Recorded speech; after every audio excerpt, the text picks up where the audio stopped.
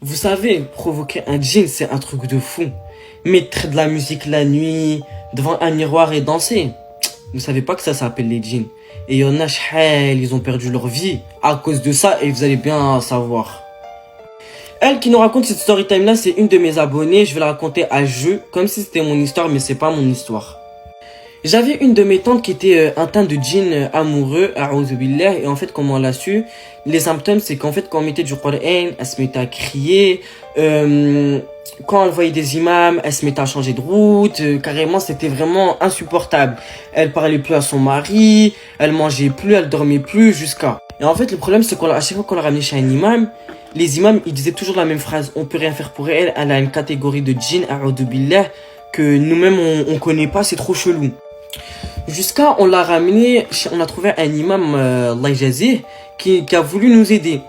Du coup, à peine on la ramène, déjà on l'a ramené de force. Et du coup, l'imam il se met à réciter, déjà on voit notre tante, elle s'est levée, elle voulait se suicider, elle voulait sauter par la fenêtre, mais alhamdoulilah, on l'a rattrapée. L'imam il se met à réciter et il attend le djinn, il est en train de se manifester. Du coup, l'imam il lui dit, ouais, tu t'appelles comment? Il lui dit, ouais, moi, il s'appelle Jacob, le djinn il s'appelait Jacob. Il dit, ouais, t'es de quelle religion? Il dit, moi je suis juif. Et là, l'imam, il nous a tous regardé, il a dit, ah, non, mais là, en fait, c'est la merde. Là, c'est la merde. Parce que c'était un djinn juif et c'était pas un djinn musulman ou athée. Du coup, l'imam, il commence à se mettre à réciter, se met à réciter et tout. Et le djinn, il commence à se mettre à rigoler. Du coup, l'imam, il lui dit, ouais, pourquoi tu rigoles? Il dit, tu peux réciter matin, midi, soir. Tu peux faire tout ce que tu veux, je vais pas quitter son corps. À part que j'aurais retiré son âme, je l'aurais tué. Et si je sors de son corps à cause du Coran, je m'appelle pas Oud Fleni. Et je vais rester dans son corps, tu veux ou pas. Du coup, l'imam, il commence à réciter, jusqu'à l'imam, ça y commence à être épuisé. Et l'imam, il vient vers nous, il dit, écoutez, on peut rien faire pour votre tante et pour ta mère. Occupez bien juste de votre tante jusqu'à, Inch'Allah, Ya Rabbi va venir prendre son âme. Parce qu'on peut vraiment rien faire, c'est un djinn à double très très puissant. Du coup, nous, on s'est occupé d'elle et tout.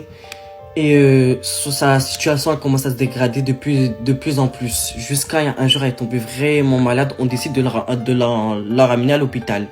On la ramène à l'hôpital. Le lendemain, à l'hôpital, ils nous appellent. Et nous, on n'a pas compris. Ils nous disent, ouais, est-ce que vous êtes la famille telle? Du coup, on leur dit oui. Ils disent, ouais, venez vite, votre tante, elle est morte. Du coup, nous, on n'a pas compris. On sera à l'hôpital, on croise qui? Notre tante allongée et hacha comme sur sa bouche, il y avait des excréments. Partout de son corps, il y avait des excréments. Il y avait une odeur dégueulasse qui sortait. Et en fait, on venait juste de s'en rappeler la phrase qu'il nous avait dit l'imam et la phrase qu'il avait dit le djinn. Et c'est que la preuve que les djinns, quand ils viennent vous taper, ça tape fort. C'est pour ça, faites attention à vous les amis. Et